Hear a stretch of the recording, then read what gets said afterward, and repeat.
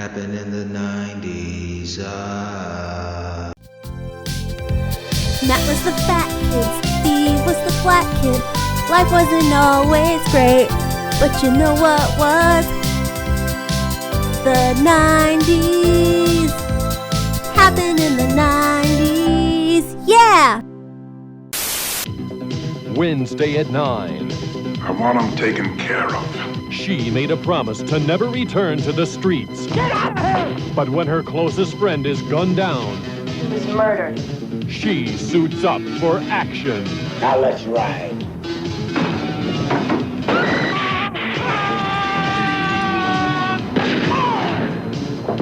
Betsy Russell is the Avenging Angel. 9 o'clock on Cinema 19 Wednesday. Steve, welcome. We're here. Happy Black History Month, Matt. Happy Black History Month, Steve. Ow. I Thank just you. cracked my tooth. I don't know if you got a chance to see it. I didn't see a whole thing, but I saw like a little montage of what happened. WWE celebrated the 30th anniversary of Monday Night Raw, I believe. They totally did. And goddamn, was it a nostalgia? I mean, it was right up our alley. Little older looking. Everybody looked a little older, a little bit worse for the wear, but I mean, I saw a lot of my 90s heroes there that night, Steve. It's good to at least see them ticking. I mean, yeah, they're up there, longer in the tooth, man, but shit, they're here, above Earth. I mean, Ron Simmons still looking great. He's still, I mean, he ain't like, yeah, exactly. He ain't jacked like that, but he's old, man. I don't know. How old is this dude? That's a grandpa. 175? Yeah, that's a grandpa that can kick most grandpa's asses. Damn. Also, it was nice to see Godfather. I thought he was dead for some reason, but the fucking pimp suit still fits, Steve. The Bone Street crew, man. Him, Undertaker, Yokozuna, and Crush from Demolition, man. That was their crew. They were bikers. They played dominoes together. That's where the name came from, the Bone Street crew. And that was like Shawn Michaels, he had his clique, Nash, Hall, and X-Pac. And then Taker had his crew. And I like to think that nobody wanted problems with Taker's crew because it's Taker, Godfather, Yokozuna, and fucking Crush from Demolition. And there might have been some other people. I mean, Yokozuna is the one that you have to worry about least. And it's like, that guy was what, 600 pounds? So that's a beat. Was he riding on a fucking motorcycle though? He might have wore a jacket. They might have found like a couple cows. How many fucking cows did that take? Jesus Christ. He probably rode the bus and they were like, all right, we'll see you there, man. This is funny, but when I moved back to Virginia, my mom showed me a bunch of stuff that she found. And for some reason, dude, when I was at one of my fattest, apparently, judging from the size, I wanted a leather jacket. With the fringes? No, not that. It's just a straight up leather, but a length right below the dick level leather jacket. But the amount of cows that lost their life, see, this thing could upholster a full like an Escalade interior. It was insane. He liked the leather. He likes the leather. Yeah. Oh my goodness, man. It was cool, man. Also, it was cool to see DX like not fully together. I don't know why Badass Billy Gunn couldn't bother to be there, but AEW. Oh, is that why? And his sons are in AEW, so he's tied to them. He's on the other side, so. Well, Kurt Angle filled in, and it was funny. And Road Dogg, he's looking a little bit. He's gained a little weight. He looked like Bam Bam Bigelow, not Road Dogg, but he was there. Oh, dog. X-Pac is still, he pocking. He looked good, honestly, for what hit. Like, you think of everybody, X-Pac would be the roughest, but he's still kicking. And you also had a Taker moment. Mm-hmm.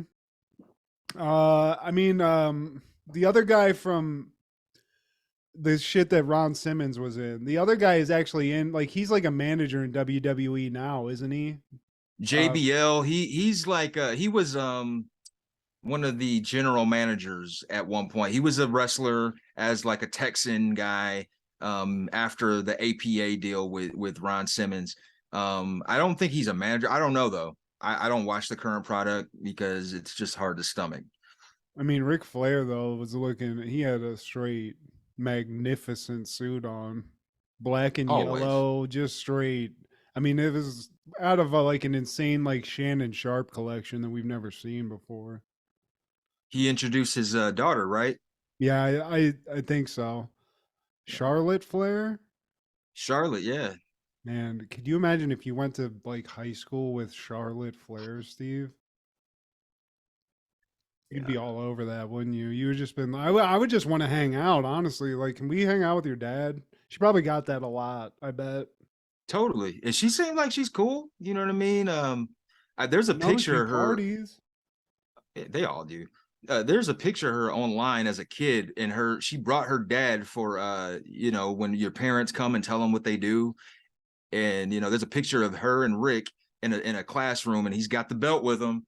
And to be in that Damn. classroom, God, I would just be yeah, big dicking down the hallway at school if that was happening. And Ric Flair was my dad. I'd be like, guys, yeah. I own this place now. That's dope. Well, Charlotte Flair, she's cool. I can't remember all the other ones, but they did some cool shit, man. There was like a poker game with some legends in it. Yeah, DDP was there. I mean, that's straight. I loved it. Gangsta.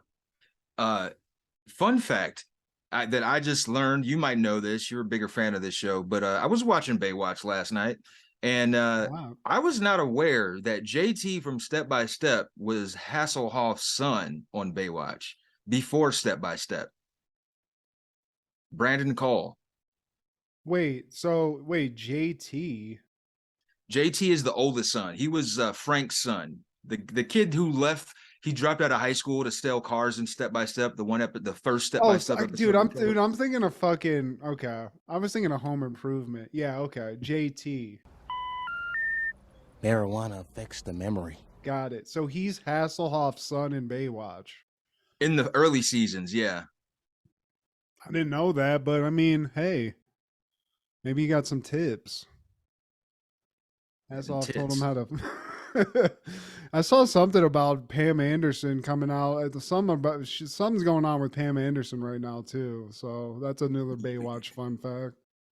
Yeah, and I follow Zachary Ty Bryan, and the word on the street is that Tim Allen was acting inappropriate with her behind the scenes.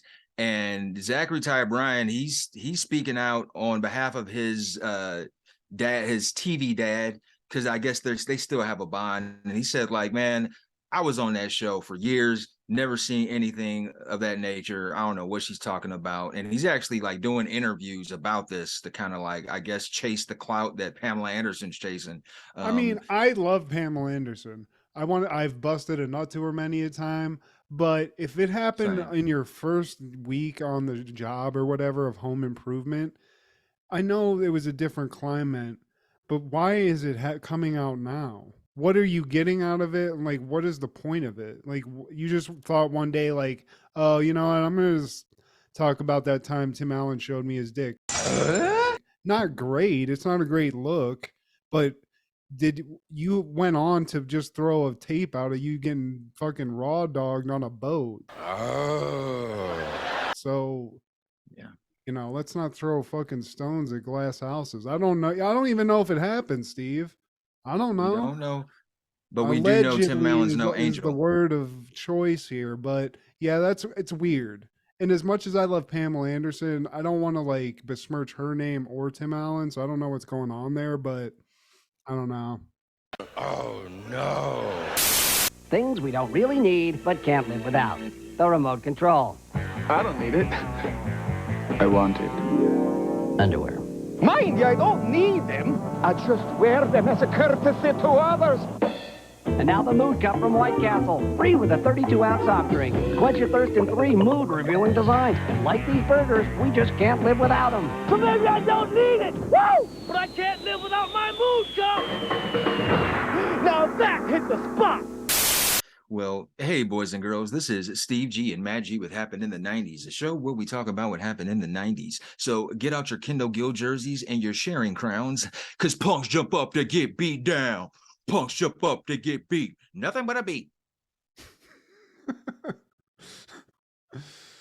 Dude, cute alert on this episode of Full House, Steve. I mean, if you want to just fucking make people tear up from cuteness, it's about to happen. Oh man, the tides are about to be turned. This is about to be the Jesse and Michelle show. And what I like about this, man, where we fit in the timeline, we're getting some of these shows fresh out the 80s. So it still has that naivete to it, where you have to just kind of throw logic and reality out the window just to fit your mind into these storylines of the episode, man. And I'm talking about, of course, what we're talking about is Full House. We're covering that again. And I think the last time we covered Full House, it was featuring a character that's going to be in this episode, if I'm not mistaken. Fucking Gage from Pet Cemetery, Steve. He came out of the grave and got a fucking acting career, so salute to him. Boys have penises, girls have vaginas. Yeah. That kid fucking made a min off of that. I went like, shout out to his mom and dad for allowing him to be the kid to say that, because you know they went to a bunch of parents and they were like, I'm not comfortable with them saying that on camera. And I mean, look at where he's at now. He's hanging out with Michelle Tanner. And yeah, he had a throwing some recurring shade. role. Honestly, he's fucking her head up. He's manipulative. Well, as we'll see, young Miko Hughes, he would grow on to be a menace because, yeah, man, he's somewhat of a hater of the girls. Who hurt you, Miko? Who hurt you, young Miko? Aaron? He came out evil, And, Steve. They go into the ground. They come out different. And finally, we get to talk about a show that we have not had the chance to talk about, and I blame Wikipedia because their dates are off. The ultimate, yeah, the ultimate say so, I guess, is IMDb. They seem more valid, and so I had to cross reference and see, like, when did these shows fucking air? And IMDb, they said that My Brother and Me, a fucking fan favorite, people's favorite, the final episode aired on February 2nd, 1995. And my friend, we were talking about all things February 2nd in the 90s, starting off in 1990. Full House is airing the episode Bye Bye Birdie. Michelle's first day of preschool goes badly when she accidentally releases the class's pet bird. Stephanie becomes glued to DJ's diary. Hilarity ensues. And cuteness. I mean, this might be, if you want to, like I'm saying, this is puppy dog eye level shit going on here. Michelle's young. You know, she's a toddler. Lori Loughlin isn't in jail yet. Times are good, Steve. Shit's still fucking nice. Man, you know, people still are having feathered hair. Danny's loud clothing, rocking his English professor suit. And Michelle's thinking she's waking up, measuring herself, and just double checking how much she's grown. She's trying to squeeze every inch out. And I never did this as a kid because I was growing more horizontally than vertically for most of my young life. And that's not a measurement you want. But Michelle, I think she grows a half inch, and she's happy about it, Steve. She wants to grow up. She's not like geeked about it. She's just like, big deal. Thea. And I wanted to do this episode because Michelle, Mary Kate, Ashley, they are fucking crushing it in this episode. Like, this is one of those, like, hey, we're about to be the fucking breakout stars of this shit. Watch. The producers were like, look, this is all on your shoulders, little girl. We need this, okay? This Danny Tanner thing, it's not tracking. We need you. You and that scumbag Greek guy. We need you guys to pop off, and that's it. And she does, Steve. They do kill it. They do. Sure. Yeah. Everything she says, we're like America's eating out of their hand. Oh, And I mean, we were all doing it. I mean, even Stephanie was doing everything she can to be cute, and saying like, "How rude." I mean, I feel like those were the first ones, but then you get like, "You got it, dude," and I mean, you're crushed at that point. Exactly. Cha-ching, cha-ching, cha-ching, cha-ching, cha-ching, cha-ching. Then the money starts really rolling in. So Michelle's cute. She's growing a little bit. She's, like Steve said, that's not really her real main concern here. Her main concern is tomorrow, first day of preschool. And we all know what that's like, Steve. Because you gotta fucking be solid. You can't look fucked up. And I don't like this. I remember Yeah. this. She's getting the jitters, man, not knowing what to expect. And Michelle's it's bedtime, but she's not sleepy. Despite the fact Uncle Jesse's got her clothes laid out, they even tell her a bedtime story about how dope her first day of preschool is going to be. Michelle is not moved by any of that shit. She can't sleep. This is nuts. Yeah, I mean, she does. They do everything they can. They give her this story. There's like 8 adults putting this child to bed. I mean, it's overkill. It's a special day. It is, and so they put her to bed. She finally goes to bed. She goes into a dream, this trippy like Alice in Wonderland dream of basically her first day of preschool. It's something related to that, but it's all the Alice in Wonderland characters, and then she's like a giant version of herself, and they're worshiping her like a god. It's very bizarre and trippy. I don't know. That's the best explanation I can give. Aunt Becky has freckles. Her dad's dream dress is like El Chavo. Uncle Joey and Jesse are there, and Michelle's a princess. And they're singing a song that has no rhyme or reason to it, all to praise Michelle, the princess.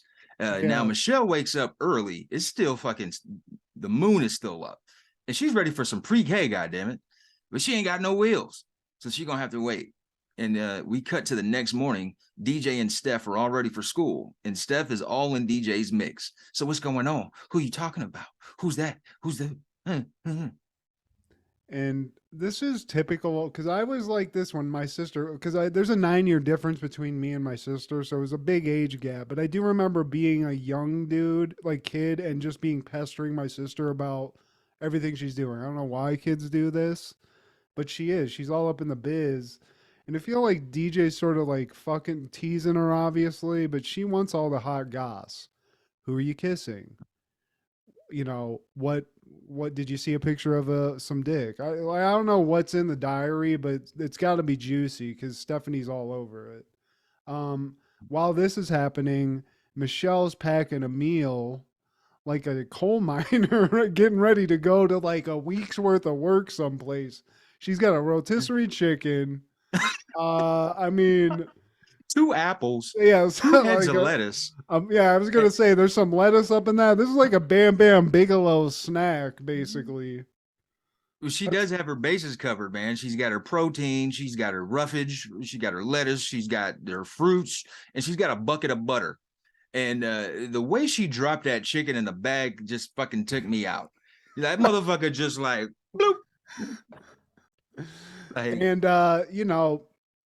it looks like she's ready to go. Big meal. Maybe she can do a little CrossFit with all the protein she's about to eat. But the dress, Steve, we notice she's obviously a little bit frazzled because the dress is on backwards, Steve. What the fuck are you doing? You bugging, B? Michelle, you bugging. Like, she got her dress on backwards. DJ tells her about it. She was like, it's okay. I'll just walk backwards. What the fuck? Michelle, you fucking wild. You wild out here. You're going to be the gross kid, Michelle. You can't do this. So now DJ's got to help Michelle out. She's occupied. This leaves Stephanie, who shares a room with DJ. So she's got easy access, but now she's snooping. She's looking. Where's the diary? Where the fuck is it? She can't, I think she finally finds it or knows where that's at, but then she's like, okay, I got to find the diary key, and it's not where it usually is. So she's clearly been doing this for years, Steve. I don't like that. Sister detective. And now we're at the pre-K class, and Michelle's dragging her dad in the class, and so she can get this ball rolling. and we're introduced to her teacher, Miss Petrie, played by the fine Tyra Farrell, who was Doughboy and Ricky's mom in Boys in the Hood, as well as Sidney Dean's wife in White Men Can't Jump. And I've always had a crush on Tyra Farrell. Damn, and that's what it was. I knew it. I knew that chick. I was like, I know this hot. It's not just from being hot. She's been in something. Sidney Dean's wife. Yeah. You ain't gonna be shit. You ain't always never was shit. You never gonna be shit. And it's funny that like she's playing this sweet pre-K teacher, smiling and just so calm and positive. And just a year later, she's gonna be cussing out her sons in Compton. Boys have a penis, girls have a vagina. Boy, don't get smart with me because I'll knock your ass in the middle of next week. I love it, Tyra. That's all it takes. And she's, she's a very nice teacher. This is the teacher I want to see when I'm delivering my kid to preschool. Friendly, inviting. She gets Michelle in, gets her into the mix to meet the kids. And she's like, Michelle's instantly seems pretty cool. She's, friendly with the kids. She's introduced to Miko Hughes, who is the sharing king, I believe. And he's wearing the sharing crown. The sharing crown, because he shared his toys. Yeah. He's the king. Hell yeah. I'm the king in this bitch. And Danny's here. And here's the thing, Steve. He set aside his whole day to be here because he's, first day of preschool. Maybe the kid doesn't want to be alone. Maybe I got to stay here. So he's ready to do that. Michelle's like, hey, Dad, hit the bricks. Yeah, we're good over here. Me and my buddies have to hang out. Bye. And the teacher's like, so, come back. And he's like, you know what? It's great. Frees me up to like mop the floors or something. This is bizarre. Well, he says jack off with floor. some porn on a full volume, Danny. Do something. Well, knowing the Bob Saget we know now, he said wax the kitchen floor. And I just felt like maybe that was like an innuendo that him and Dave Coulier had some inside joke. Because the way he delivered that line, it's like, oh, Bob Saget, you little devil. So Michelle, she's here, and we cut back to the house. And wait, I'm sorry.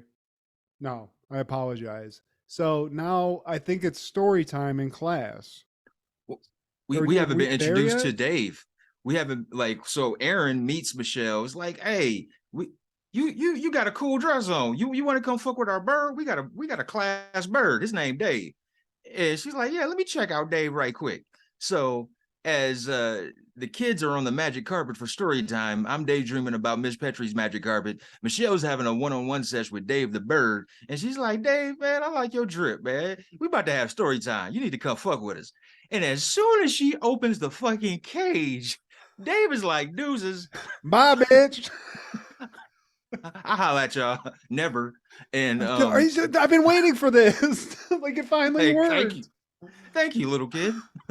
And Michelle's just left with her mouth wide open, just like she just got caught with a bloody knife, like OJ with a bloody knife. Like, and fucking goddamn Sharing King, he's got to open his mouth and just rub it in like, hey, teacher, fucking Michelle let Dave out. Like, he wasted no time. Like to rat Michelle out. And I know this is supposed to be a tearjerker moment. I laughed. The way she opened the cage, the way that motherfucker flew out, the close-up cut to her face just like looking pitiful. That shit was funny. And the fact that Aaron's eyes never left Michelle that whole time. Cause he was like, yeah, I know we doing some magic carpet story time shit, but like watch how you handle Dave. Miss Teacher Lady. Yo. It's like he was anticipating that shit. My boy Dave, he's gone. He's fucking gone. And Michelle, I mean, feels awful. And you can tell not only from just visually looking at her, she's rocking back and forth going, I'm a very bad girl. I'm a very bad girl. Like some kind of weird, like, Playboy playmate that Hugh Hefner had in the fucking basement locked up someplace. She's traumatized. She doesn't know what to do. And Aaron is merciless. He's like, you damn right. You a very bad girl. Yeah, I mean, that's basically what his little kid had. He's like, you goddamn right you are. Now, Go in the corner. Miss Lady Teacher, continue. Yeah, you ain't getting no sympathy from me. Shit. I'm I the miss king. Dave. For real. Have me sharing all my shit. Fucking let my Dave go, bitch. And now we back at the Tanner house, man. Mhm. And like they're trying to summon Dave back with some white bread. Like Dave, they're calling him like he's a fucking kid someplace lost in the woods. Dave ain't coming back. Dave's probably immediately was killed by a cat, Steve. I hate to fucking spoiler alert this. what I enjoy, man, is that like these are grown ass men buying into this idea that if this little girl continues throwing bread on the lawn, it's going to return. And like that's what I like about this, like coming out of the 80s. There's still that like innocent, like just throw logic out the window kind of feel, man. Like in reality, a grown man be like, shit, I was gonna make sandwiches with that shit. What the fuck are you doing? I mean, Joey might be dumb enough to believe this, but I believe in my heart that what was happening is what I would do as a parent is that my kid believes this dumb shit, and I know it's not going to do anything, but let's just do it so she feels better. Because these are good people, Steve. That's what I'm not trying to shit talk what you're saying. I'm just saying, you know, I don't think they believe Dave was. Michelle certainly does. But what I find sad and also very funny is that, you know, Danny's like, look, dude, I talked to the teacher. Michelle is like rocking in a corner saying I'm a very bad girl for the rest of the day. She wouldn't even color. She wasn't doing shit. She was like fucking locked up like she was in some sort of like exorcism curse, just punishing herself mentally over this fucking snafu, really. And to be honest, also, you did everybody a favor because a pet bird is a nightmare. So you're welcome, everybody. And Steph is upstairs gluing DJ's diary shut, but she glues her hand to it in the process. And soon after, DJ walks in and Steph tries to hide her hand. Like she puts it under a blanket. I was touching myself. Go away. Yeah. Because also what I love is like she's in this bind, so she has to hide it. And now DJ's like, hey, you know I hate you and we don't really hang out too much. Let's go to the mall together and hang out. And she's like, I would love that, but shit. You know what? I gotta see a guy about a thing. So you go ahead. And then Joey walks in and he's like, hey, Steph, you want to go to the all-you-can-eat ice cream buffet? It's something else that's awesome sounding. And she's like, oh, my God, I want to go to that, too. Let's go. I can't. Man, you know. Fuck. And then DJ's like, man, check on my sister, Joey. She being weird. Weirder than you these days. She got into some fucking Jesse's Coke. Again. Tell him to fucking put that shit away. And so Joey's like, man, what's going on, Stephanie, man? You got this shit with your hand. Like, all right. So he picks up the pillow, sees that her hand is stuck. Well, he doesn't know that. He tries to take the diary from her, and then he realizes that her hand is glued. So they have a fiasco they have to figure out. But Joey's like, all right, when this is all said and done, you have to come clean and let your sister know that you've been digging in her shit. And then we cut to Michelle's room, and she's got this like stuffed parrot toy. And she's like, now go find Dave, go fly away. And she just like throws it off the bed and that motherfucker flies. She's like, Michelle is fucking crushing it, dog. Like, this fucking trying to summon him, dude. She was trying to fucking put his soul into that pet bird, like stuffed bird. Doesn't work. But then Danny and Joey come in, or Jesse comes in, I think. Danny and somebody comes in, and they got a replacement Dave. They went out to a pet store. I mean, I know these people are living in San Fran and they're rich and whatnot, but I mean, this is a high ticket thing. I wouldn't even want to do this, but they got Michelle's back. So salute to Danny for being a stand-up dad, dude. Stand up. How much do like pet birds cost? I don't know, but way too fucking much because they're annoying. But I mean, that ain't like some little fucking parakeet, I don't think. So they're awesome. They do this shit, and you know, you can't let your little daughter. I mean, this is like they're like, dude, if we don't do this, she's gonna be doing porn in like 16 years. So we gotta fucking smooth this over, so this isn't a thing. Because she's in the corner, fucking sucking her thumb Right, and I'm a very bad girl on the wall in red ink. So I don't like where this fucking shit's going. And at first, she didn't want to ever go back to pre-K. She's like, man, they all hate me. This is They what might try happened to to me, like, Steve, when I went to Perrysburg, 5th grade, first day. I was called fat a couple of times. I'm wearing my fucking Dallas Cowboys Zubaz. I came home miserable. I was like, fuck Ohio. Fuck this. I'm never going back to school. as a record staff and as a crew. Yeah. So I get where Michelle's coming from. Because, I mean, this is like, I don't really understand. There's nothing worse. Unless you just straight, like, somebody brought in, like, that cool Optimus Prime toy and you, like, instantly snapped his, like, shit off, you know? And I've seen that happen. And then that kid, it's like, you're a pariah. You're the kid now. So Danny and Jesse, they got the right idea. But she's like, this ain't fucking Dave. This isn't Dave. And they're like, look, I mean, sorry for your fuck up, but we're doing our best here. Okay? Jesse's half in the bag. He's shaking. He hasn't had a drink in a couple hours. He's gonna fucking drop. And back at DJ and Stephanie's room, man, Joey finally gets the diary unglued from Stephanie's hand. And DJ walks in and he just snatches it off. And now the thing is stuck to his hand, and DJ fucking snatches it off his hand, and then like he's still got this fucking gluey shit on his hands. So there goes his fucking stroke sesh for Friday night.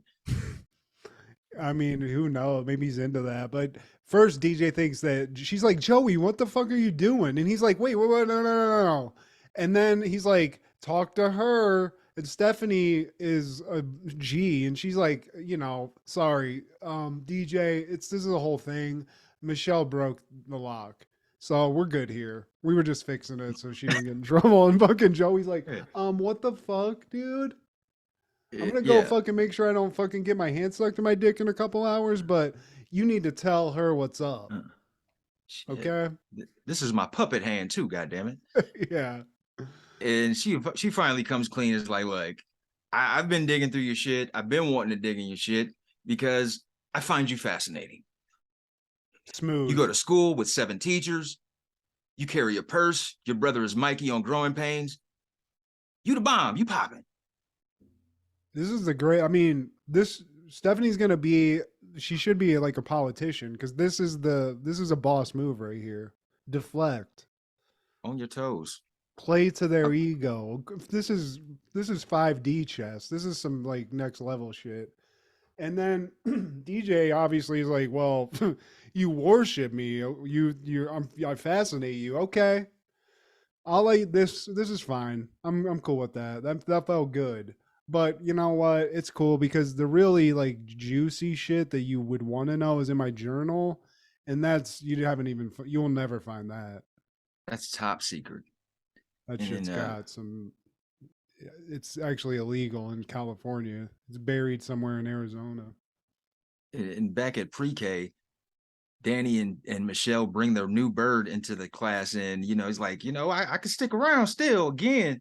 It's like, nah, bro, I think we good. We got a new bird. That's gonna shut him up. I mean, Danny has to step in and be like, look, I'm gonna do a little speech. I'm gonna smooth this over so she has like a little hype man before she just shows up, because Sharon King Aaron or whatever his name is, you don't want that spice. You don't want to get into that situation again. Because that motherfucker's merciless, man. He said, he gives her like a rollout, and Michelle, she comes out with the new bird. She's like, I'm sorry, my bad. Play us fuck up from time to time. But we got a new pet though. You check this motherfucker out. Everybody's feeling it. All is forgotten. All is forgiven.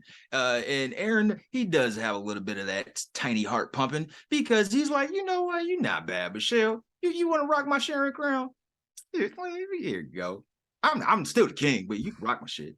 You my queen. And she's like, I'm a princess. And I mean, that's like a cute gif in and of itself. That's all you need right there.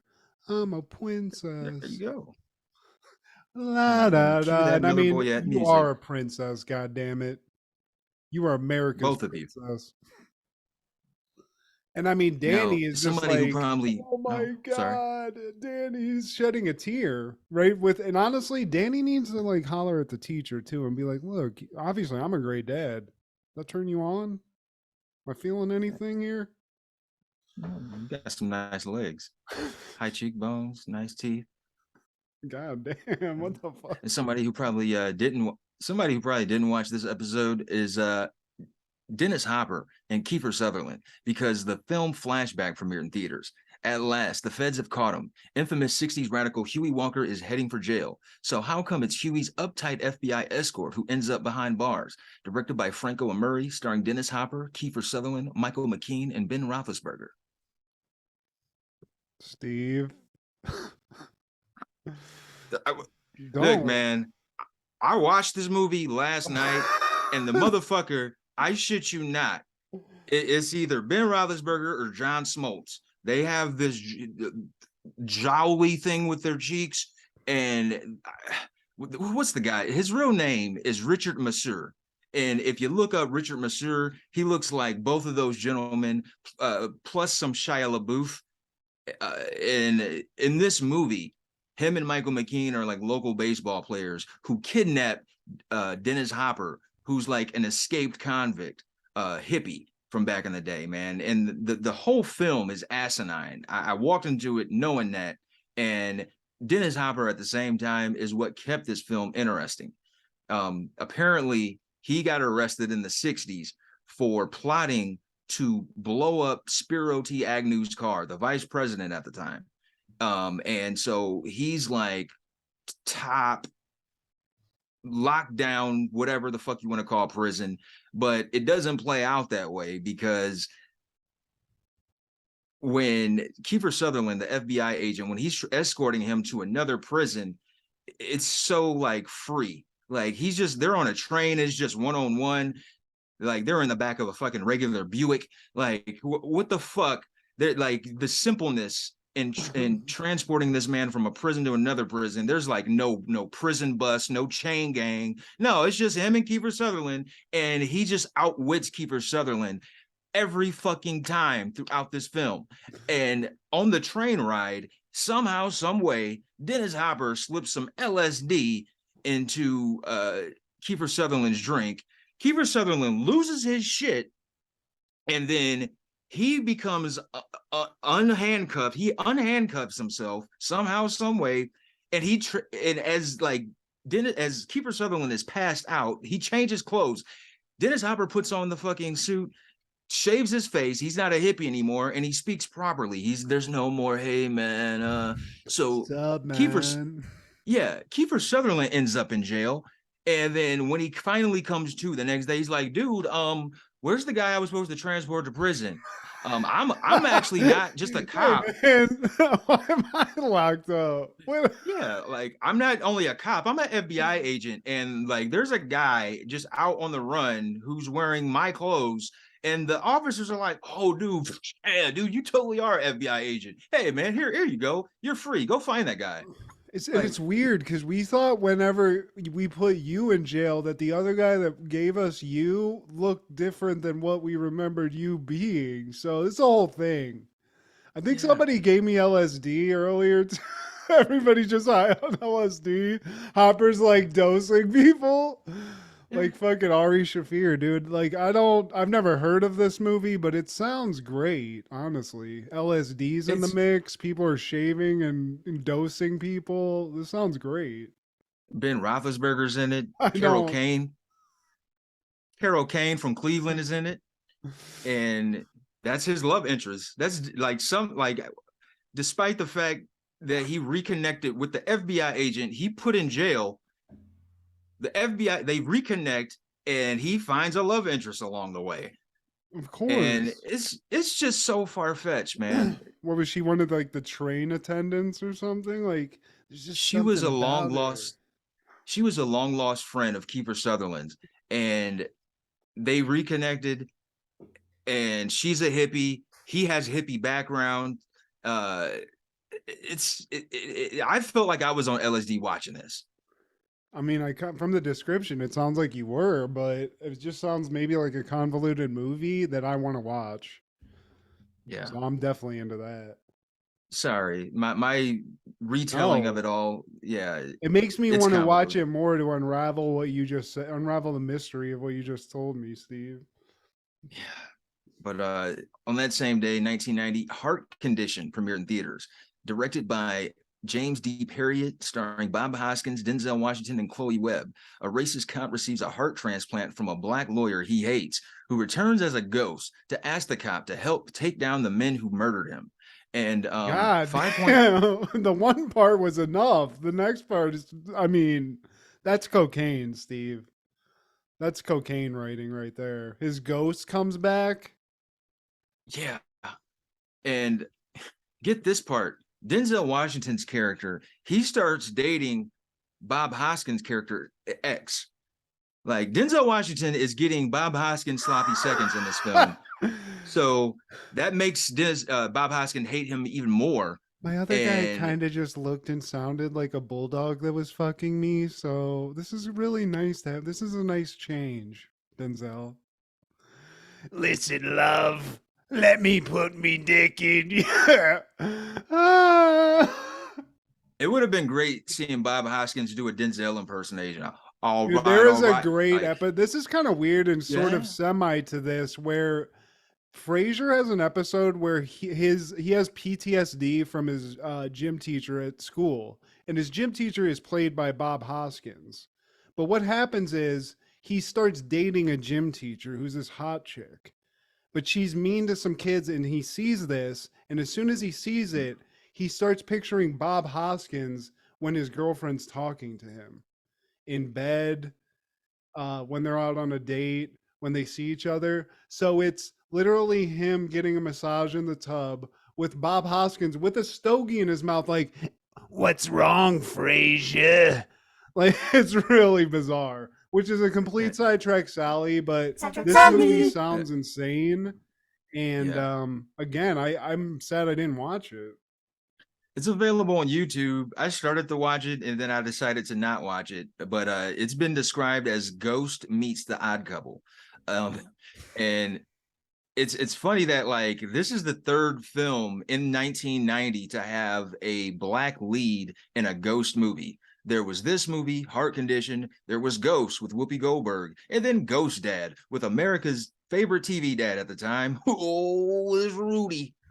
They can't see me. I'm in the closet watching them shower, and I'm busy and the mopping and the barbiturates. I'm a ghost dad. That movie sucks, by the way. Ghost Dad sucks. It does.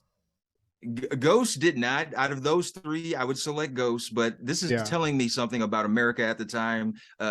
American producers was like, hey, let's think of another ghost concept and put a black name on it. These black people are really in tune with spirituality in the spirit realm, so let's really dig into Get me Whoopi Goldberg.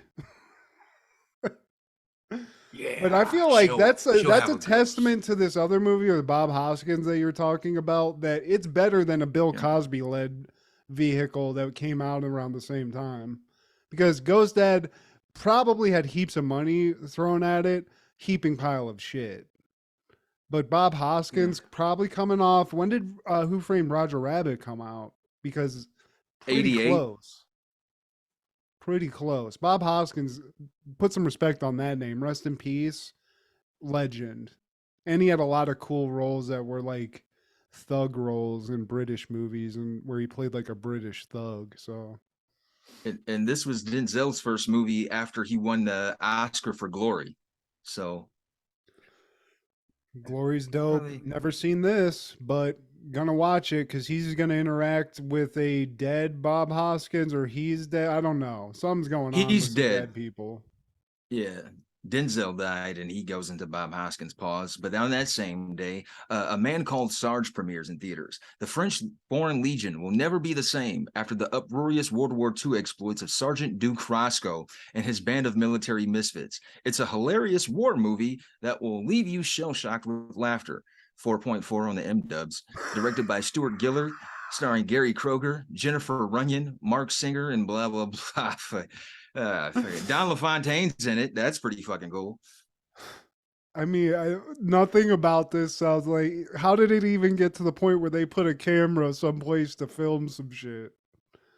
French Foreign Legion, I'm good. I'm done. We're good. Unless it's that movie with Gary Jean-Claude Van Damme where he's in it. I don't remember what that was. Legionnaire or some shit. We're good. Gary Kroger is the star of this movie, and I only know Gary Kroger as being the in SNL during the Eddie years, the white guy that wasn't Joe Piscopo. Eddie Kroger? Gary Kroger. Gary He was Kroger? there when was it Julia Louis Dreyfus? She was there at the time. But in this film, there's a young Natasha Lyonne. So shout out to that. She's a boss. Hell yeah. She was definitely one of those 90s hotties. She was in that mix. Fucking Russian doll. She was in some hot movie with Woody Harrelson there. I can't even remember what it was, but it was just something where she was very sexual in it. And that's all I remember. That and Woody Harrelson. Doesn't sound like it mixes, but there's something going on there. Nothing. Yeah, Oh my god. Is this like French comedy? Like no, it's American. Okay. We don't need no one asked for this, nobody needs this. No, not at all. But on that same day in 1990, Men Don't Leave premiered in theaters. Jessica Lange plays Beth in this warm-hearted, funny fable about staying together when all else is falling apart. Directed by Paul Brickman, starring Jessica Lange, Arliss Howard, Joan Cusack, Kathy Bates, and Holy Hot Pants Batman Chris O'Donnell. Man, 1990 was putting out some really experimental stuff here, Steve. I don't know if the experiments were working out too well. Chris O'Donnell, dude. How did he get through to the Hollywood elite? He's Robin. He made it from this to Robin. How did that fucking happen? I don't get it. How, Sway? But I fucks with some Kathy Bates, though. I fucks with some Jessica Lange's. Who the fuck names their kid Arliss? That will always bother me to the nth degree. The guy that HBO show was based off of? Is it? No, this is a different Arliss. But by the way, men do leave. Just ask my dad. Oh my god, Steve. Steve, you're a princess. You're a But in princess. 1993, Above the Law released their second studio album, Black Mafia Life, and their breakout track was VSOP. Now, Above the Law, they were a Cali group, and they were signed to Ruthless Records. And it's not available on Spotify, I believe, because of conflicts with Dr. Dre. I guess he had just left Ruthless to join Death Row around this time. And this album it was recorded in 91, but pushed back to 93 because of legal issues, even going back then. And this is considered to be the blueprint of the G-Funk era. So it's influential in that regard. I listened to it a little bit before we recorded today, and it still stands, man. I'll have to check that shit out. If it means anything, Rolling Stone gave it 4.5 out of 5. It does mean something to Rolling Stone. And also in 93, Brand Nubian releases their second album, In God We Trust. And I don't know if you're familiar with Brand Nubian, but it's Sadat X, Grand Puba, Lord Jamar, and they are the epitome of boom bap rap. Every song, it's very early 90s, and it's not a bad thing, because if you're looking for something that takes you back to that time, this fits the bill. And I think you might recognize Grand Puba from those early Sprite commercials when they started implementing hip hop into Sprite with their brand and all of that in the mid 90s. And they started featuring some other members of Brand Nubian. But there was a lot of militant, like black militant lyricism in this, man. And I think that is what shot them in the foot, because America wasn't fully ready for this. Yes, we had Public Enemy, but they are like talking about like specific things that, like, yeah, the casual suburban hip hop fan probably wouldn't want to hear that as they're getting ready for school. I didn't listen to him a lot, but I definitely clocked the name. I always thought it was just a cool ass name. Brand Nubian. It's just it's like, and they had some features on maybe like some movie soundtracks, and I think I remember like Sadat X specifically being like a feature on somebody I listened to's album, or Yeah, maybe he had his he own has been. like solo shit.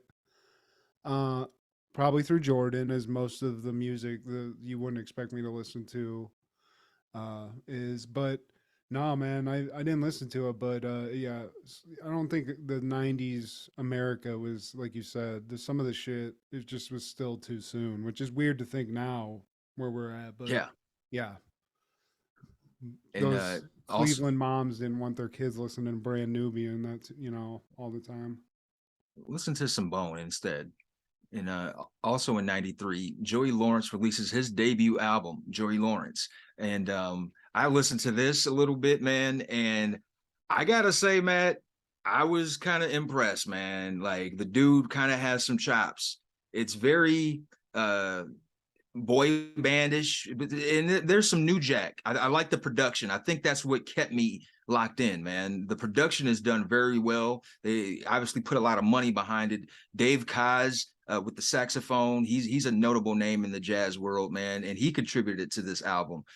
So they really wanted to make this dude like a breakout star, and I think what did it in for him was playing Joey in Blossom, because it's like it's hard to like turn that switch and be like, this is the same. No, I can't take you serious because you're the doofus on Monday Hey, nights. whoa. Whoa. Yeah.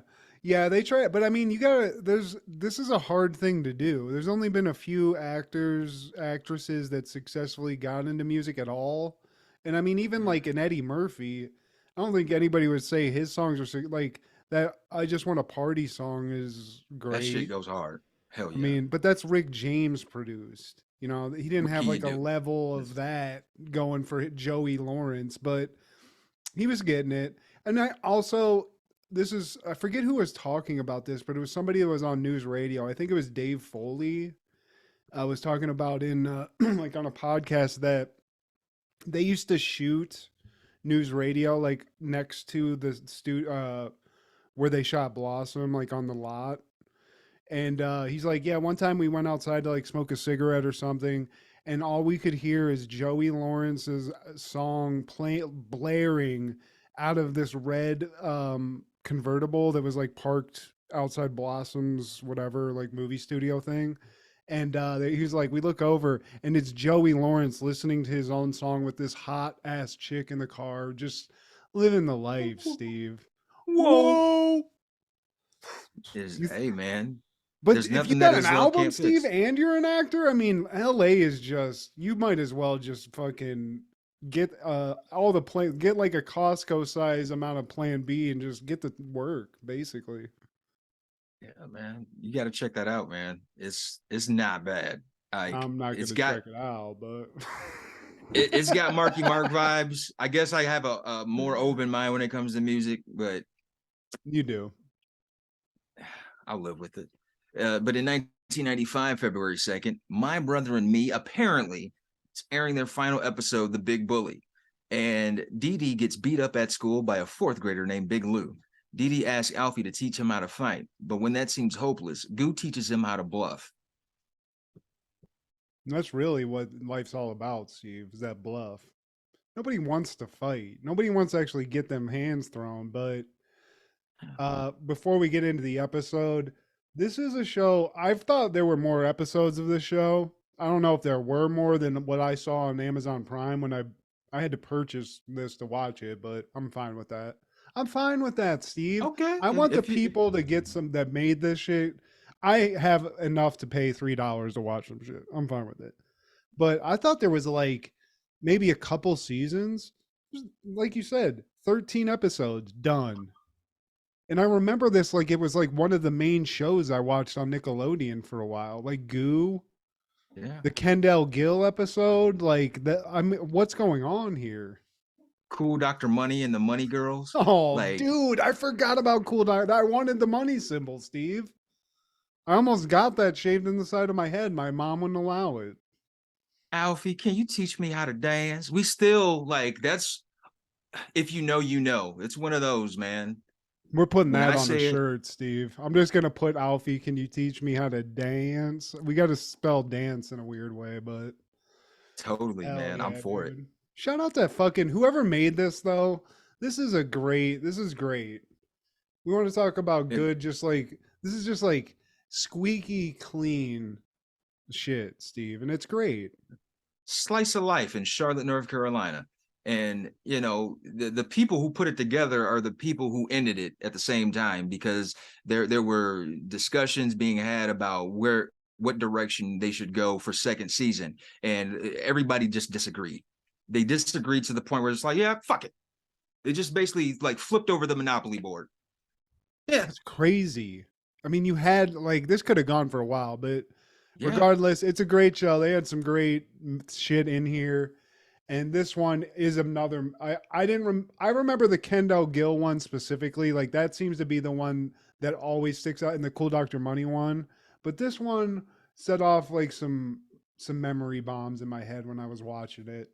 Specifically when they get to like the calling the chick part of it, because I definitely remembered that scene. It set and it might have just set off like bad memories of my childhood, but and we start the episode off. They're in school, and Goo walks in and saying he's in love. And Alvy's like, "Look, man, for the last time, my sister Melanie is not fucking with you, bruh. Like she don't like it." I mean, Goose, he wants Melanie, and I get it. She's fine, but she's just not feeling it. She doesn't want the goo punch yet. She's going to eventually. It's gonna wear her down. Eventually, I can feel it. if But they had a Goo's like, couple look, seasons. dude, fuck you, fuck Melanie. That's old news. This is elementary school, dude. This is middle school. I don't. One day to the next, it could be different. And speaking of which, there's these two sisters that just moved in, looking tasty, and I think they're from Atlanta, Steve. I think they're from your stomping grounds. Oh, is that what they said? I think so. They're a couple of little new chicks from out of town, and being the new kid sucks when you're a fat kid, but when you're like two, I guess, hot girls, life's your fucking oyster here. You're coming into a good sitch, and Goose is ready to pounce. Toya and Trisha. And as they're talking about that, the overbearing teacher walks in, and he's just extra. I don't like this fucking teacher. You are just doing the absolute most. You're walking around, snooping around like Stephanie Tanner. Like, yeah, motherfucker, I'm writing notes to this chick I like. What the fuck? I'm still studying. You see, I got my book out. Get the fuck out of here. See, but I like what happens here because this guy's all up in everybody's business. Goose passing a note. He's like, yo, dude, pass this note. Alfie passes it, yada, yada. It makes it over to who I think is Toya. I think her name is. And one of the sisters, she gets the note, smiles, looks over, and he's like, damn, I think she's feeling you, Goo. And Goo's like, well, I signed your name. Now he's like, what, dude? What the fuck? Okay. Yeah, let's see how it rolls. But to my point, I keep fucking hitting this goddamn thing, Steve. Sorry, Macho Man. To my point, this teacher's like, gentlemen, because the girl passes a note back, and Alfie, sees it. What he sees it, like I said, and the guy's like, "Hey, read the note aloud." I love that move as a teacher in class. Read the note aloud. You want me to read this shit out loud, dude? It says you're a cunt on it, okay? Yeah. But You're a Alfie big reads dummy. it, and really all it is just a fucking explanation to his player status, dude. He's like, "Yeah, do you like me? Yes."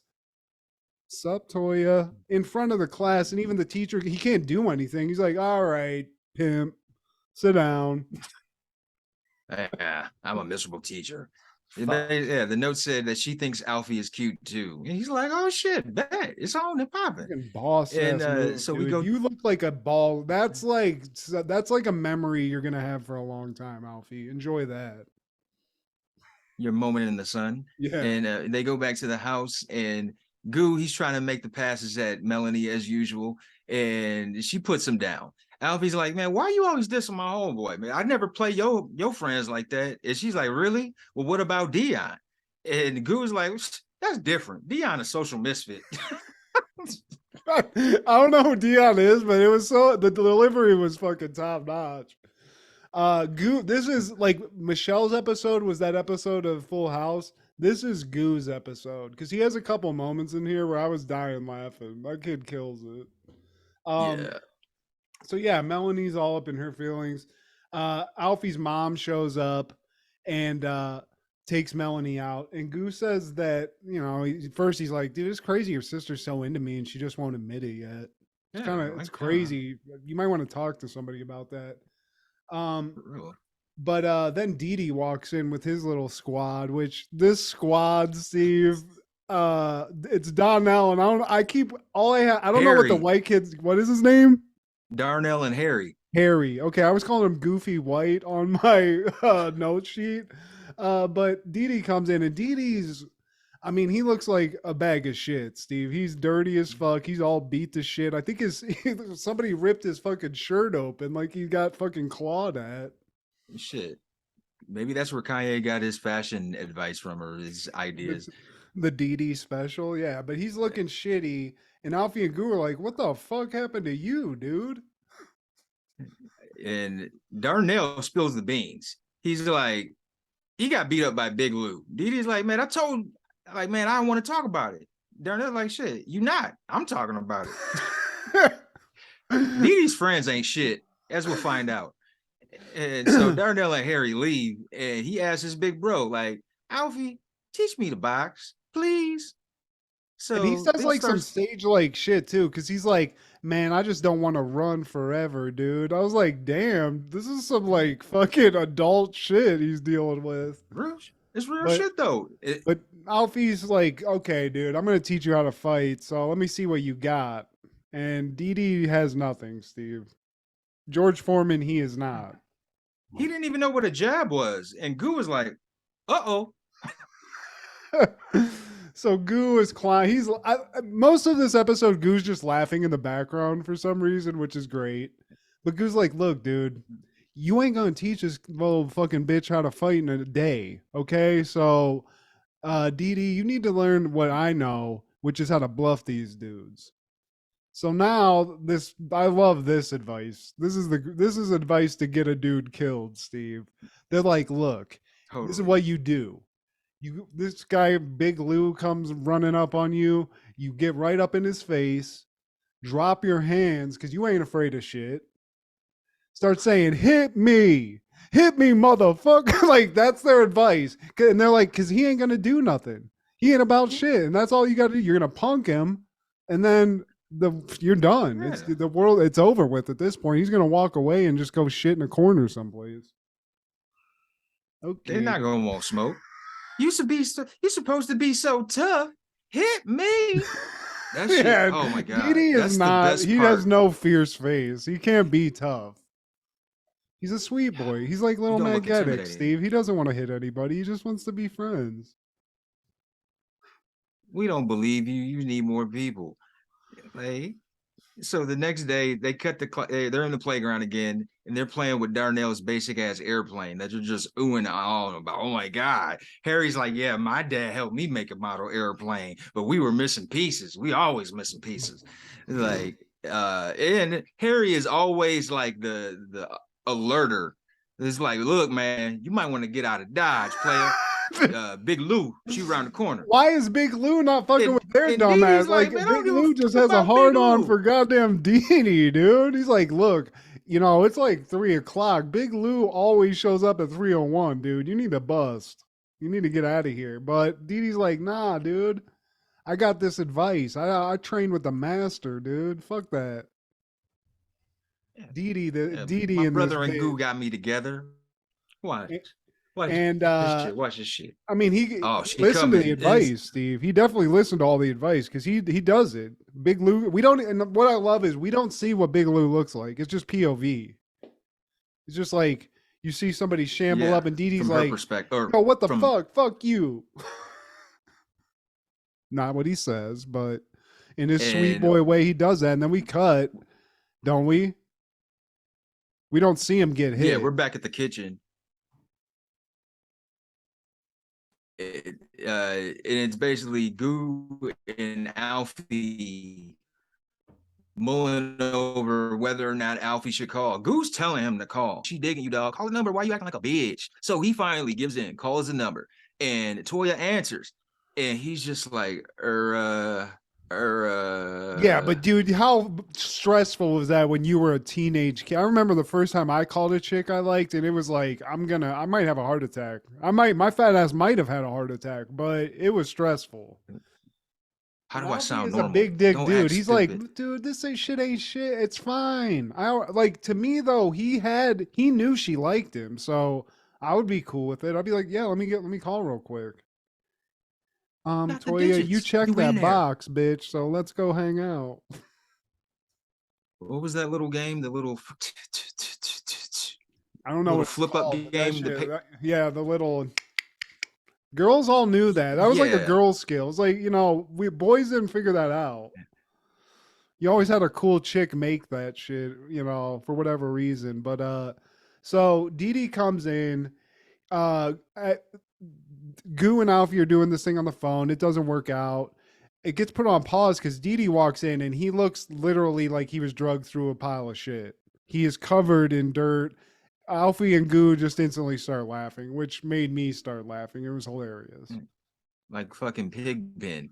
And Didi, like, I was like, dude, what the fuck happened to you? It's like, dude, I took your advice. You said you did. All right, you acted tough, you looked tough, you were walking tough with your chest out saying, hit me. So what happened? I got hit. They hit me. And Goo just is having a fucking roll. And immediately, like anybody does when somebody like a big brother would, I assume, or a friend, Alfie's like, all right, dude, one, I don't want to get in trouble, so we got to do some laundry and make sure mom and dad don't see that you just got drugged through a pile of dog shit and got beat the fuck up. So let me put this shit in the laundry. I'm a little kid, I don't know how to do laundry, so let me just let's roll with this. And then Alfie, that happens, and it just clocked that. They're making some sandwiches, and one thing I clocked from this point is that Dee Dee's making a peanut butter and jelly and ketchup sandwich, which maybe the Big Lou hits have taken some, like, caused some brain damage, maybe? Disgusting, Steve. Something's wrong with this kid. And while they're doing that, Roger, the dad, he walks in, and as they're talking, the soap is coming through to the kitchen floor, and it overflooded the washer basically. And they're like, man, your mom is almost coming home, so we got to get this taken care of like now. So they speed wash the kitchen, and by the time their mom pops up, there's no trace, no face, no case. And she goes to kiss the dad. He's like, you smell like laundry. And the dad's like, that's a good thing, right? You guys hiding a body or something? What? I mean, honestly, you just got a free like Stanley Steamer job because these kids fucked up. I mean, your house's floors, or at least that area, are spick and span. So credit to those guys. It looked like you may have destroyed the house from what I saw, but they got it done. They hid the evidence, and so now Dee Dee, we're cutting to the playground again. Now, I mean, he really has no cares in the world because his brother Alfie's got his back. So, fuck Big Lou at this point. And like you said, Harry's like, again, like clockwork, is like, hey, Alfie, or Dee Dee, you might want to fucking roll, dude, because remember what happened the last 2 days? Maybe you don't because you got your head fucked up, but Big Lou's coming. So, and Dee Dee's like, what? Alfie's going to be here, but he's not there yet. It seems like it's almost like, is he going to show up thing where he might be leaving him hanging. But they eventually do show up, Alfie and Goo. And Alfie first, he wants to know, like, look, man, y'all supposed to be his homies. Why ain't any of y'all step up, Big Lou? And Darnell's like, Big Lou? Psh, man, you tripping. That's my dog, but shit, what you talking about Big Lou, motherfucker? Yeah, and then Big Lou shows up. And we're expecting, maybe The Rock, somebody, of that stature. But Big Lou is just a tomboy chick, Steve. Big Lou is Louise, or I don't know what her actual name is. I didn't clock that. Um, and she's terrorizing Dee Dee. And they're like, dude, what? Big loser girl. They're shocked. They're like, you getting fucking beat up by a chick, dude? The fuck? So this gives Goo another reason to blow up in Dee Dee's face. Yes. Pause. And but now that Alfie knows that it's a girl beating up his little brother, he doesn't want to fight a girl. That's not his thing. That's not his forte. That's not player. He's like, look, I'm not gonna fight you, little girl, but I will say you got to leave my little bro alone. There's somebody gonna be beating his ass. It's gonna be my parents or me. And she's like, fuck you, dude. If you don't want to fucking back off, I'm just going to call my big sisters to come over here and fuck everybody up. And Alfie Fucking and Goo Royal are like, Rumble this shit. we ain't scared of no girls. If we gotta throw down, shit, that's what it's gonna have to be. Yeah, sorry. Let's go. Who's it? Who is it? But then Trisha and Toya, those two new chicks show up. Fucking like demolition, Steve. And they're cracking knuckles and necks, and they're like, they back fucking everybody into a corner. Goo's like, what's that? And just fucking busts out. he fucking His Dion fat the ass fuck out. can't run at all. He fucking Barry Sanders his way out of there. It's like, bye. Circle button and fucking. But what I We love cut is to- this, like, can Alfie not just be like, Toya, what's up? Like, it's all misunderstanding, I think. Yeah, Let's you know what I'm figure this saying? out. Yeah. Remember that? I play basketball. You know what I'm saying? You like hoopers. Oh You shit. tall as hell. Your girl, your sister, tall as hell. So watch out, watch for that length. But they get backed into a corner. I think we cut then, and I mean, Goo basically. At this point, it is what it is. I guess you're gonna keep hanging out with Goo, but he is not to be depended on, Steve. No, in a lot of ways. And we're back at the house, man. And Roger, the dad, he's making his famous mumbo jumbo gumbo that his dad taught him. And the family's ready to eat. Melanie's there, the mom and dad's there, food's ready, and they're just waiting on Alfie and Dee Dee. And soon enough, they arrive, and they're both covered in mud. Yeah, they're looking like Rikishi's BVDs, Steve. Just soiled. Nasty. I mean, what are these chicks doing? Beating your ass and dragging you on the ground? I mean, goddamn, like just run away at that point. Hey, man.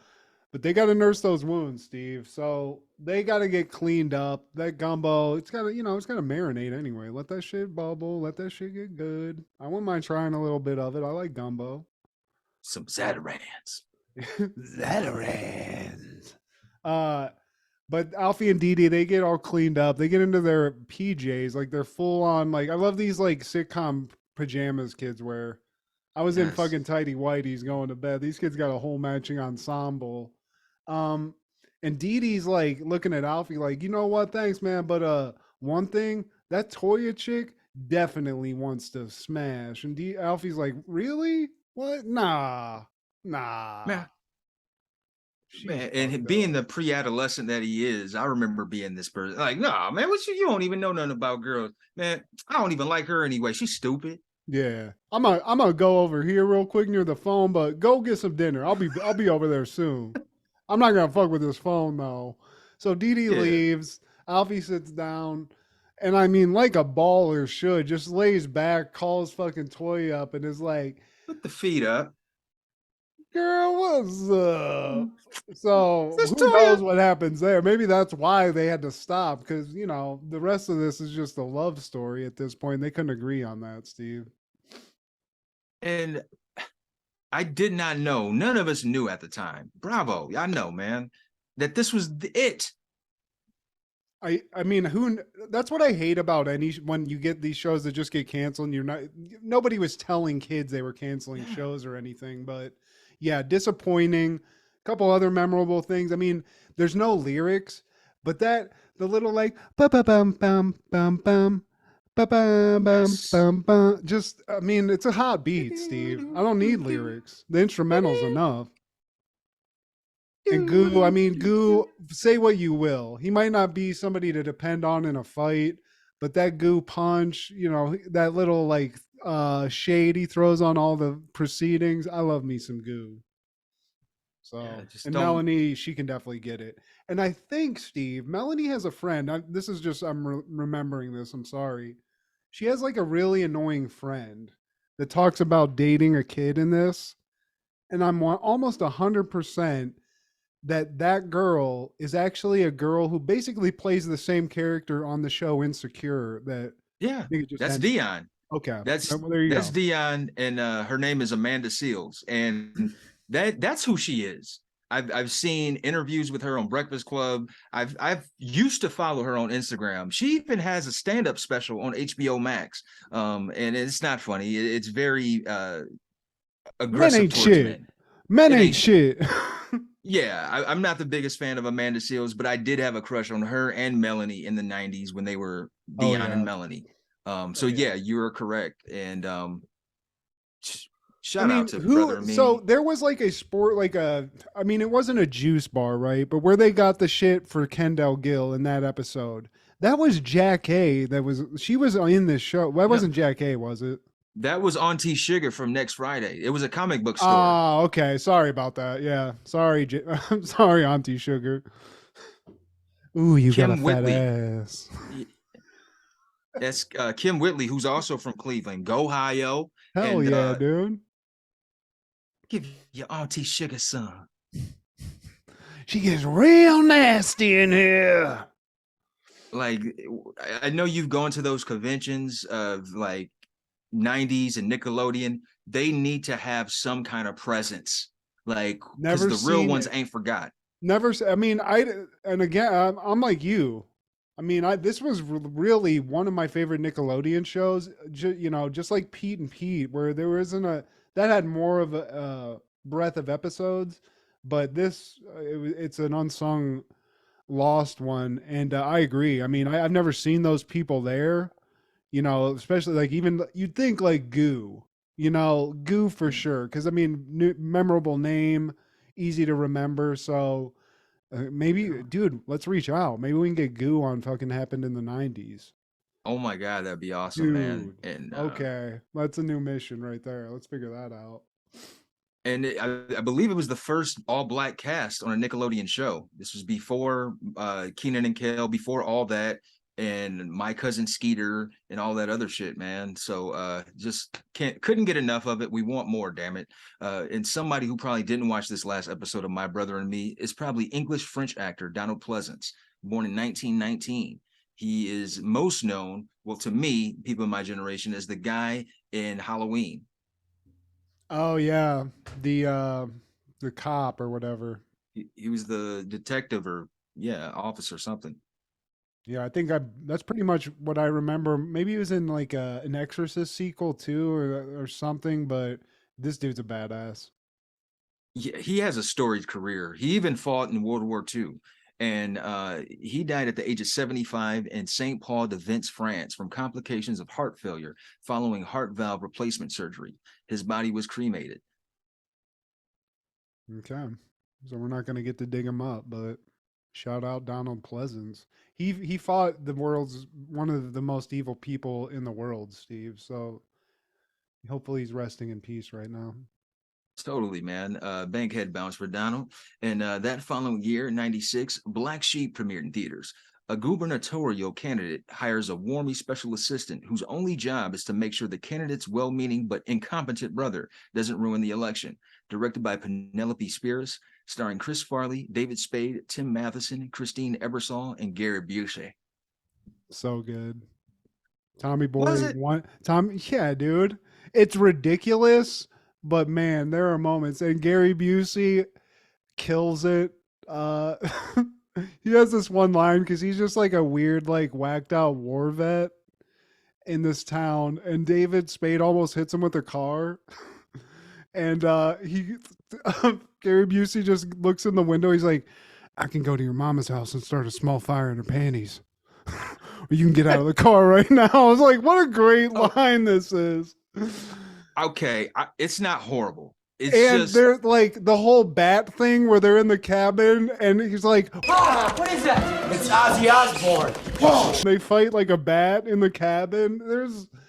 You gotta watch this again, Steve. It's on HBO Max. It's great. I do need to. It has its moments. I watched Tommy Boy in the theater, and I didn't see this. I feel like I selected the right one to see if I had to pick. No, I mean Um, Tommy Boy's the better movie, but this is basically the same formula. David Spade playing a guy, a smarmy dickhead. Tommy Boy is, or Chris Farley's a buffoon. They get together. It's amazing. And in this case, at one point he goes like, there's an MTV Rock the Vote thing that they hijack, and he gets on stage and just gives this insane like speech about loving peanut butter cups, and then he says kill Whitey at one point. I mean, it's fucking fantastic. Now you do know this movie is the movie that like broke his sobriety after a year and a half after watching it in That sucks. I wish that yeah. wasn't the, but I mean, it was going to happen anyway. At least he made this was a great movie. You know what I hate, Steve? And I do this all the time. I want to start talking about my hero. I don't want to remember the shitty thing anymore. Like, he's dead. So the drug thing, that blows, but this movie doesn't. And also another great memorable moment, they get high on nitrous oxide in a stolen cop car and just start going, roads is a weird word. Roads. I did Roads. Dude, yeah, you're bringing them back, man. I gotta watch it again. At the beginning of that, he's show. like going crazy, and then Chris Farley snaps out of it and goes, "I'm high right now." And I always used to do that when we were in the car smoking at Bromfield. I remember. Oh man. Oh, shout out Black Sheep. Watch it. It's awesome. Fuck the haters. Man.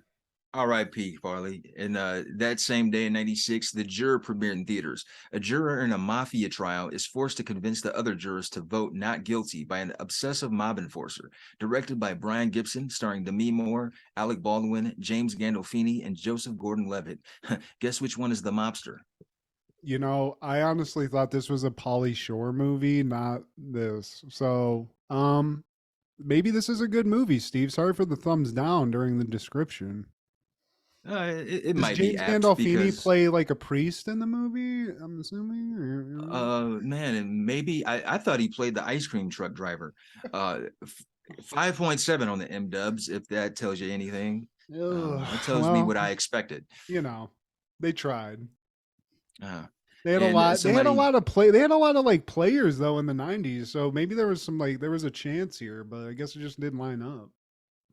Well, if it means anything, they say that this film is responsible for opening doors for Anne Hesh. She was in this film, and you know, Anne Hesh, I wasn't huge on her films or whatever, but after this, she went on to star in movies with other like blockbuster stars.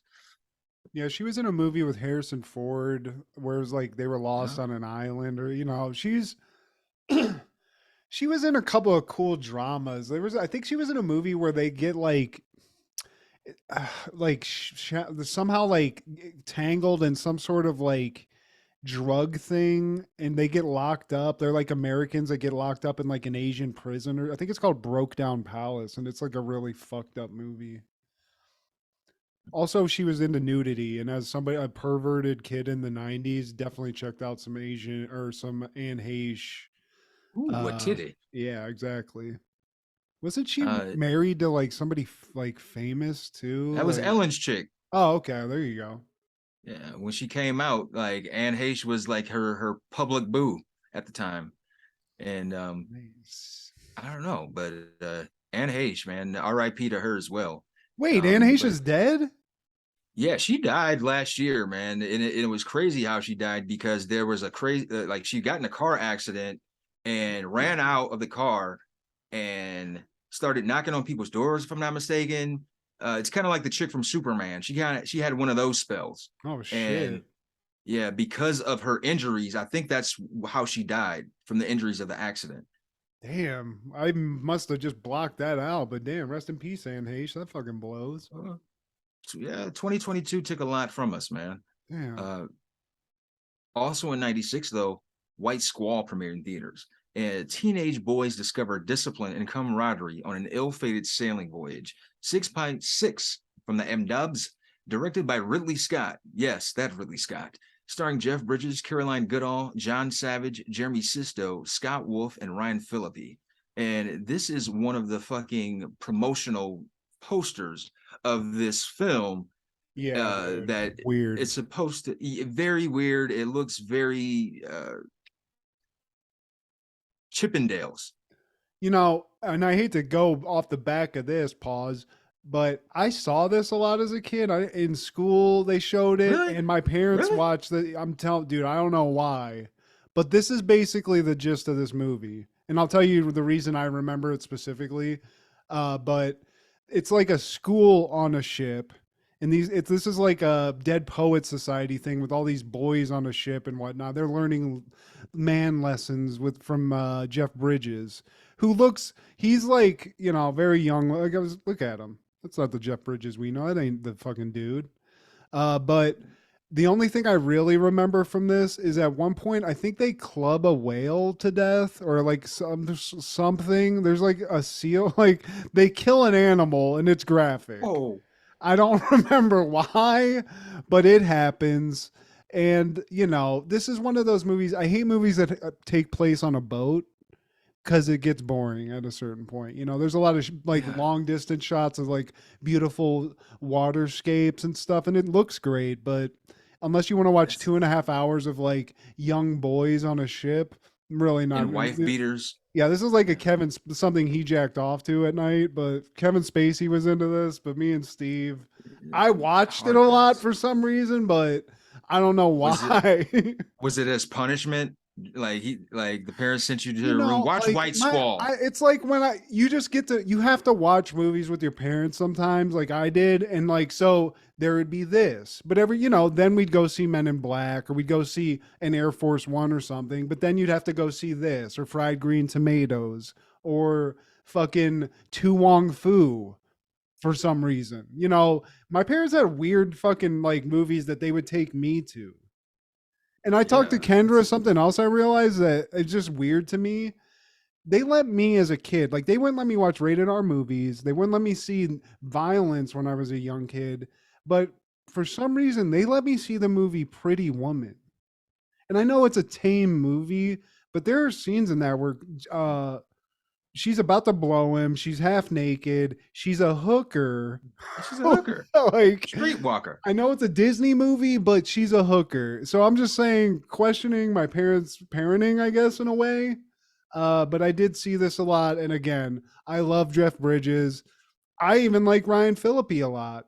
And Jeremy Sisto. I can tolerate him. Scott, whatever is Scott Wolf. Fuck him. And fuck this movie.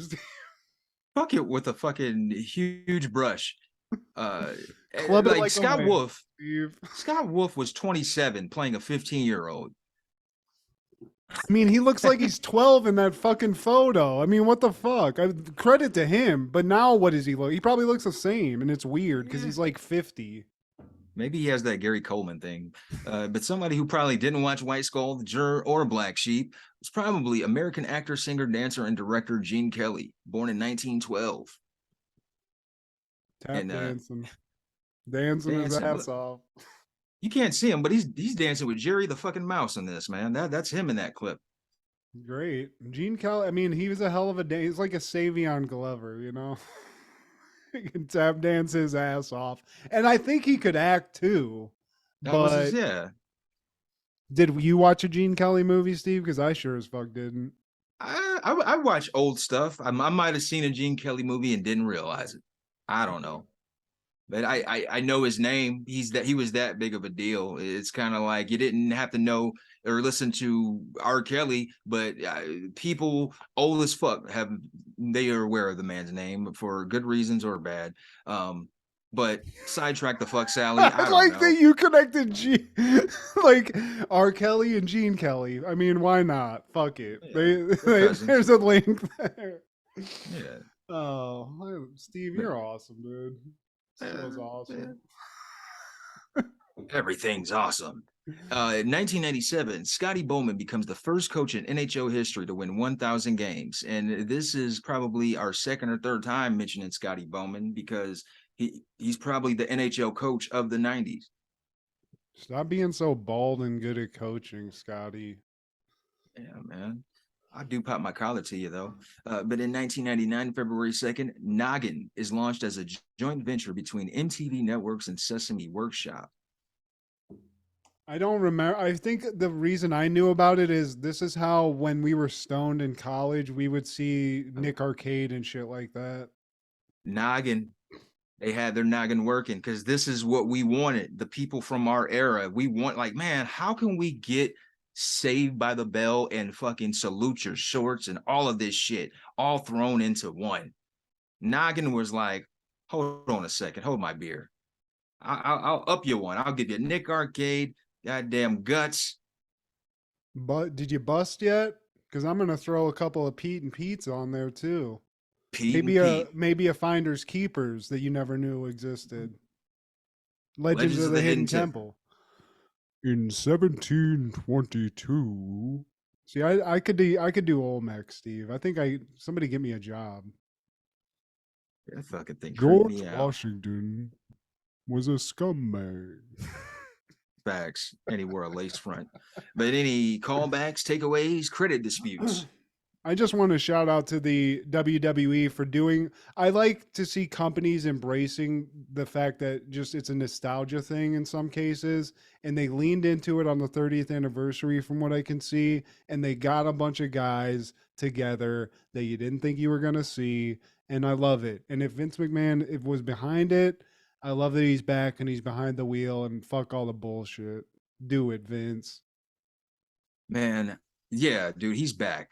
And, he's coming to get his chips with the dip because Vince always wins. And haven't they learned yet? They've tried this. You tried to get him for the steroids, and he was like, oh, that's cool. Yeah, steroids, what are those? Let me go do a fucking 1,000-pound fucking deadlift in front of the judge and walk out there. So you can try all you want.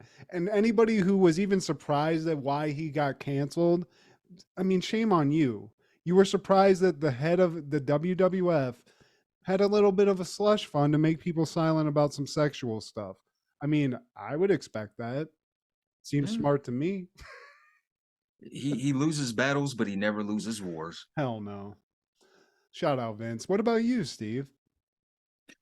Man, I got to watch a lot of the shit on our list today, man. But in 1990, Baywatch, they're airing the episode Muddy Waters. And one of the lifeguards, they're getting called out for being featured in a calendar, a lifeguard calendar by the boss up there in Baywatch land. And I found this meta because this is a precursor to a later lifeguard that they would get in the cast. And it was like, dude, if you're threatening to fire her over a fucking calendar, and it was an innocent calendar, she's got on a bathing suit. If you're threatening to fire her, wait till this other lifeguard. Wait till she leaves tool time. You're going to get one. And you're like, man, we have this tape here. Do you want to explain yourself? Because first of all, are you okay? That thing, you might have done some internal damage.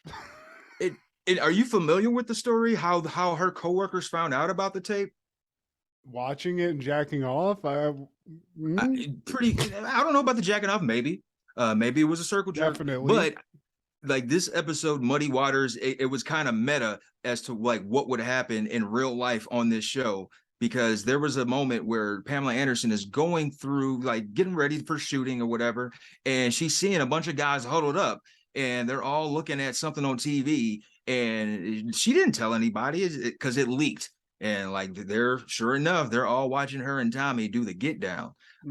So yeah, Baywatch, Muddy Waters. And also in 1990, Family Matters is airing the episode The Party. They're still in first season, and you got the young Erkman, and you get a cameo from Waldo, who's not known as Waldo at this time. I think he's credited as Guy in the Shower Cat. And it's one of my favorite Geraldo episodes. Faldo? Yes. The Waldo.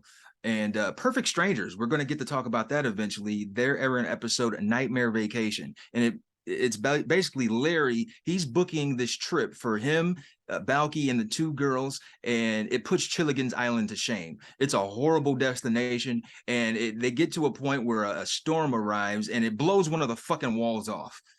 Okay. It's fucking crazy shit. A lot of gangster shit happened February 2nd. Golden Girls in 1991 is airing There Goes the Bride Part 1. And Stan, he has a date with Dorothy and he tries to reclaim her. He proposes to her again. He's like, I only want to be with you, boo. Yeah. She fucking takes the offer. But Sophia, she's very Marlon Brando in this episode, very Italian. And she's like, honesty is big in our family. And if I can't trust you, you're no longer in the family. And this is how the episode ends. I'm like, damn, Sophia. Like the shit got heavy. You just hear a gun click and it goes to black.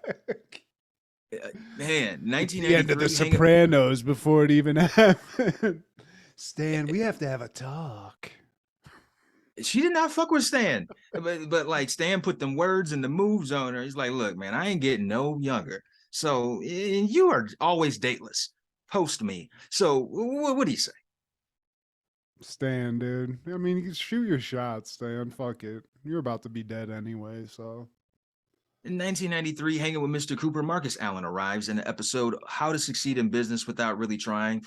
That's all. It's a cameo from Marcus Allen. But 1995, Martin is airing Ain't Nothing Going On But the Rent. And that shit is fucking hilarious in a lot of ways because it's got Hustle Man and Brum Man in the same episode. Hell yeah. Hustle Man's like, man, got the hands on a branch. And Martin's just like, man, we ain't buying no barbecue pigeons. And he's like, I dipped it in my special sauce. I made it with pork and bean juice. It's like, man, it's cold in here. Man, what, you ain't pay your rent? So, like, that's one of my favorite episodes. I got a lot of Martin episodes, man. Seinfeld, they're airing their 100th episode, a highlight of 100. And 1996, Step by Step is airing the episode Snow Bunnies. And I watched it, and it's not as promising as, like, I thought it would be. But Al, she looks kind of cute in it, I guess. What, Stacey Keenan was up in that bitch, Steve? Stacey Keenan was in it, but she's wearing her like typical like Janine Garofalo outfit, just like very librarian. Like I'm not trying to be sexy. No. She knew you were looking, Steve. Fucking burning eyes through her fucking chest with those fucking stares, those hungry eyes of yours. He's looking at you and he wants to bust. Do the curtains match the drapes? Please like, share, subscribe, and comment. And tell your little sister that punks jump up to get beat down. Please check out Over the Culture on Sundays. Crushgasm on Wednesday with Kendra. B3F Podcast with Joey and Steve. And Don't Worry, Be Movie with Amanda and Wade. This is Steve G and Matt G with Happened in the 90s. Goo punch.